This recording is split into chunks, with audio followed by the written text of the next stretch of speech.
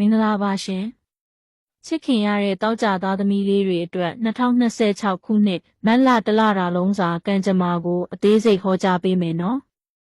ဒီမတ်လဟာတောက်ကြသားသမီးတွေအတွက်ဘဝအဆင့်တန်းမြင့်မားလာပြီးပျော်ရွှင်မှုတွေဆက်ရောက်မဲ့လပါပဲတောက်ကြကြိုးဟာမိမိရဲ့ကံစားတာခွင်မှာအင်အားကောင်းနေတဲ့ပြင်မိကြိုတွေရဲ့အကူအညီကိုရရှိနေတာကြောင့်ဘာပဲလုပ်လို့အဆင်ပြေချောမွေ့နေပါလိမ့်မယ်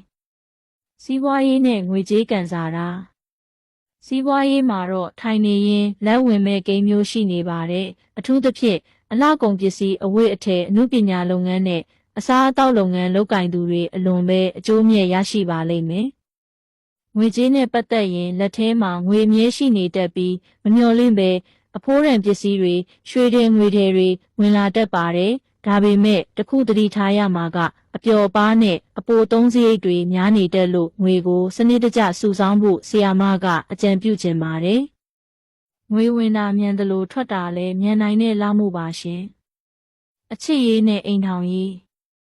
တောကြသားသမီးတွေဟာဒီလမှာအလွန်ဆန်းပွင့်နေပါတယ်အပြိုလူပြိုလေးတွေဆိုရင်မိမိထက်အသက်ကြီးသူဒါမှမဟုတ်ဂုဏ်တက်ရှိသူတွေရဲ့စိတ်ဝင်စားမှုကိုခံရတတ်ပြီးအချစ်တစ်နဲ့ဆုံတွေ့ရကိန်းရှိပါတယ်အိမ်ထောင်ရှင်တွေအတွက်ကတော့အလွန်ตาရတဲ့ကာလပါပဲအိမ်ထောင်ဖက်စီကလက်ဆောင်ပစ္စည်းရတာမျိုးဒါမှမဟုတ်နှစ်ယောက်တည်းခရီးထွက်ရတာမျိုးတွေကြုံရပါလိမ့်မယ်အိမ်တွင်းရေးမှာလည်းဆွေမျိုးသားချင်းတွေကြောင့်ပျော်ရွှင်စရာသတင်းကောင်းတွေကြားရပါလိမ့်မယ်ကျန်းမာရေးနဲ့သတိပြုရန်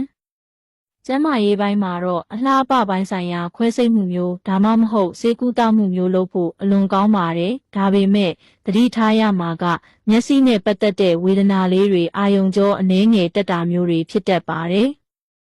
အိပ်ရေးဝအိပ်ဖို့နဲ့ရေများများတောက်ဖို့လိုပါတယ်အသွားလာမှာတော့ရေလန်းခရီးသွားလာမယ်ဆိုရင်အနှဲငယ်သတိပြုပါမတော်တဆထိခိုက်မှုလေးတွေရှိတတ်လို့ပါရှင်နေ့ရက်အလိုက်ဆောင်ရန်ရှောင်ရန်များတနင်္ဂနွေနေ့တွေမှာတော့အဝါရောင်ကိုဆောင်ပေးပါငွေကြေးကံကောင်းစေပါတယ်တနင်္လာနေ့တွေမှာတော့လူကြီးသူမတွေစီကအကြံဉာဏ်ယူတာမျိုးကတင့်အတွက်လမ်းမှန်ကိုရောက်စေပါလိမ့်မယ်အင်္ဂါနေ့တွေမှာတော့အနက်ရောင်ဝတ်ဆင်တာကိုရှောင်ပေးပါစိတ်ညစ်စရာကြုံရတတ်ပါတယ်ဗုဒ္ဓဟူးနေ့မှာတော့စာချုပ်စာတမ်းကိစ္စတွေအလုပ်ကိစ္စဆွေးနွေးမှုတွေအောင်မြင်ပါလိမ့်မယ်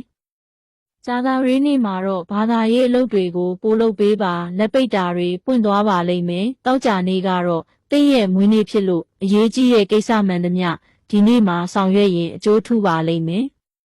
စနေနေ့မှာတော့ငွေထွက်များတက်လို့အသုံးစရိတ်ကိုထိန်းပါရှင်ပညာရေးနဲ့ဝန်ထမ်းရေးရာ